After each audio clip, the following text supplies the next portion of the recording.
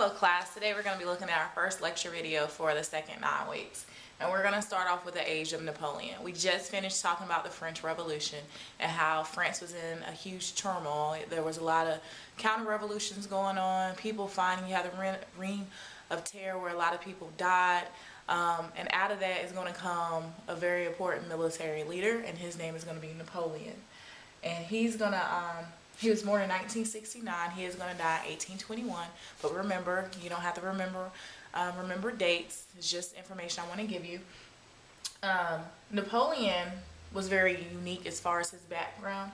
He was born into a poor Corsican family of minor nobility.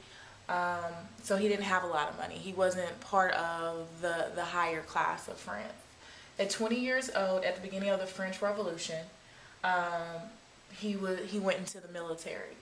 By the age of 24, he had already become a general in that military, in the French military. So that just shows how quick he was able to advance. His rise to power is going to actually begin in 1799. He used the military to seize control of the French government. And during this time, he wanted them to call him the first consul leader, and he vowed to give up power after the country was stabilized. He said, you know, after we get France back on track and we have order, I promise I will step down. But looking at some of the Enlightenment beliefs, where they said men are naturally evil or can be evil or basically strive for power or want power, or the more power they get, they end up wanting more and more and more. This is what happened to Napoleon. In 1804, he declared himself Emperor of France. So he did not give up France like he had promised.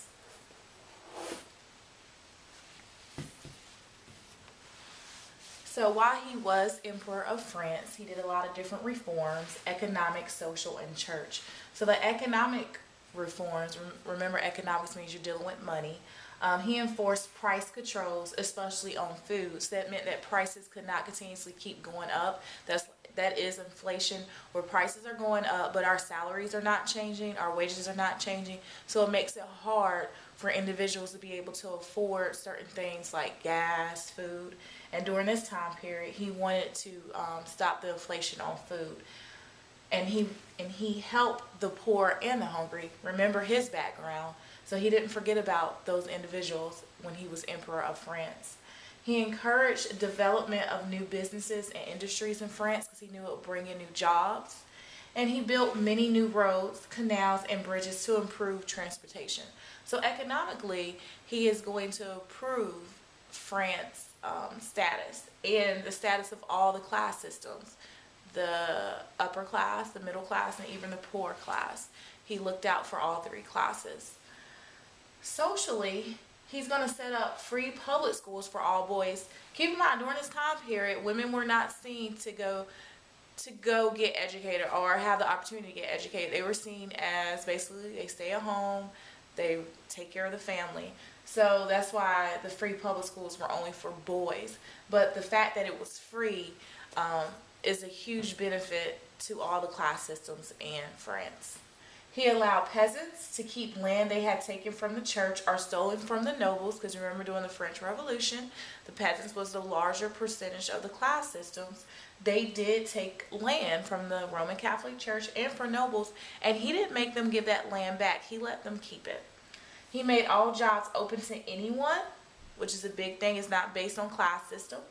And government jobs were merit-based, meaning that you had to be qualified for that job. He did not, just because you were a friend of Napoleon's, he did not give you that job. You had to be qualified for it. So that means, again, all different levels of the class system could apply for these jobs. He enacted the Napoleonic Code, which is a legal system designed to bring order to France. That's all it is. It's laws and legal systems. If you go to court, you will follow the Napoleonic Code. Some people will say that it was a harsh code that he instituted in France, but again, it provided some type of order. And then finally, the church. Remember, the Roman Catholic Church was very powerful in Europe, but eventually different monarchs are going to start breaking away from the Roman Catholic Church. Napoleon decided to repair the relationships with the church. During the French Revolution, a lot of churches' land got taken away from them. They were not the main religion anymore. So he made peace with the Catholic Church. He is going to reopen Catholic churches and provided religious freedoms to Catholics. He did not, however, restore their lands, because remember, he let the peasants keep the lands, take away from the church during the revolution, or restore the church status as the official religion. So he did not make Catholic the official religion of France, but he did allow Catholics to basically practice their religion in France.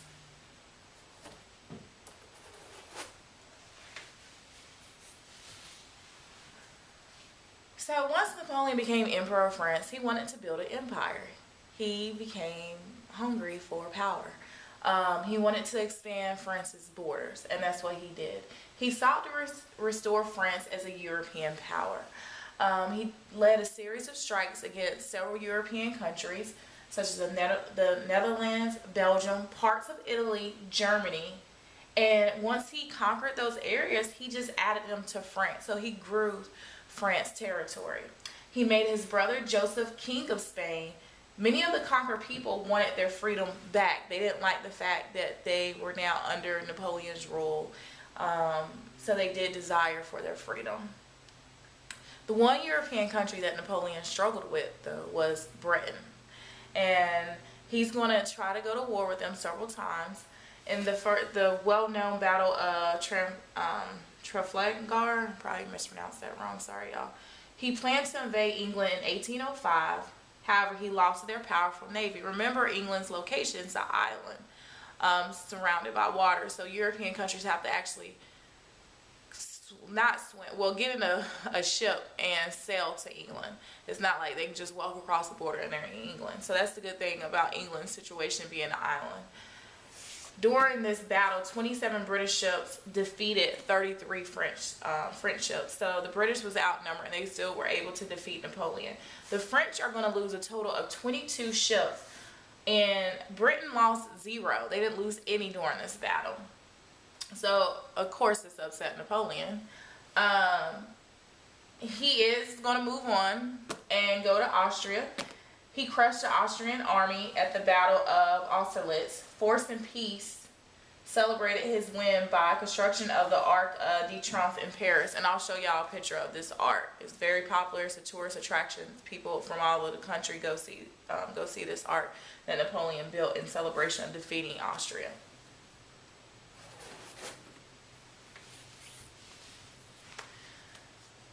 Now, Napoleon is going to implement a continental system throughout Europe, and he's able to do that because he controls most of the countries in Europe. The only country that he did not control was England, and that's why he implemented this continental system. He wanted to punish England, and one way to punish England is to issue what is called an embargo. A group of countries, they decide not to trade with this one country, and when this one country is not trading with other countries, it hurts their economy. They're not making any money because they're not selling any products. But at the same time, it wasn't a great system because it had a negative impact on those countries that were not able to trade with England, because they also wasn't making money because they wasn't selling their products either. So the Russians are not going to like the continental system because they're not making any money, and they want to trade with England. So Russia's going to break away from the continental system in 1812 and reopen trade with England. Of course, Napoleon's upset and says, this is not going to happen. So he invades Russia to show his power. However, he is going to make a huge mistake by doing that.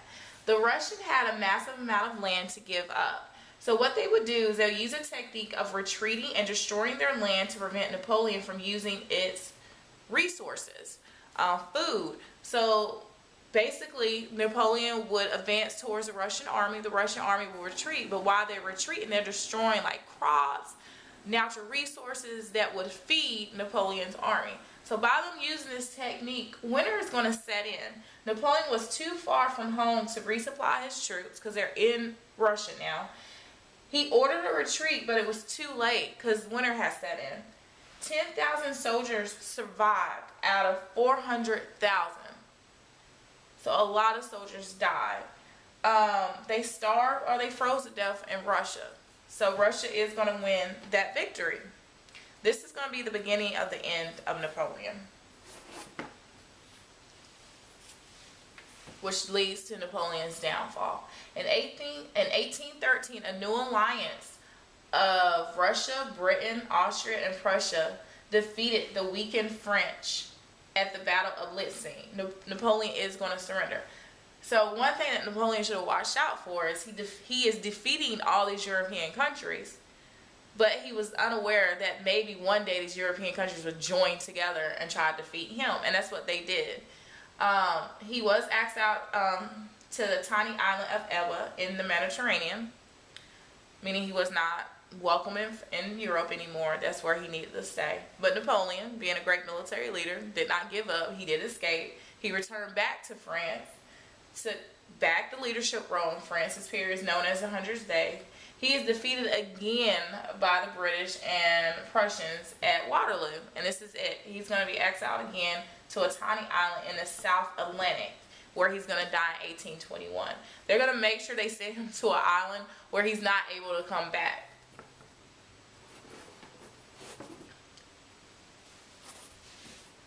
So what was the impact of Napoleon? He ended the revolution, the French Revolution, and he is going to restore order to France, which was a huge benefit. It was the final collapse of the Holy Roman Empire, which paved the way for new German states to be created. He sold French holdings to the United States. This is where we get the Louisiana Purchase, and we got it for a cheap price. We got a lot of land. I'll show you on the map how much land we got just from the Louisiana Purchase that Napoleon gave to the United. Well, really, he didn't give it to us, but the price that we bought it for was like he was giving it to us. So that was a huge benefit for the United States. So after Napoleon is going to basically lose power, the European leaders needed to come together, and they needed to decide how was Europe going to be run now that Napoleon's gone. And it's called the Congress of Vienna. After Waterloo, the leaders of Europe gathered to decide their future. They wanted a lasting peace, so they struck an equal balance of power. No one country was more powerful than the others. That way, you didn't have to worry about countries going to war, trying to take over other countries' land. This is going to last into the Great War, World War I. This is when the European countries are going to go back to war. But up until that point, there was peace in Europe. They wanted to prevent the spread of revolutionary ideals, so they are going to restore the rightful monarchy to France, Portugal, Spain, and Italy. So after all these revolutions, and the people believing in the Enlightenment beliefs of democracy, of going against absolute monarch, they decide in the end, let's go ahead and restore the power back to the monarchy and bring order to these countries. Now, a lot of these monarchies are going to be constitutional monarchies, which is going to have limits on their power. But it's ironic that in the end they return it to the monarchy, which France is not for a long period of time. After a long period of time, France is going to go back to one leader, and we'll talk about that more today when we go over these notes. And that's it.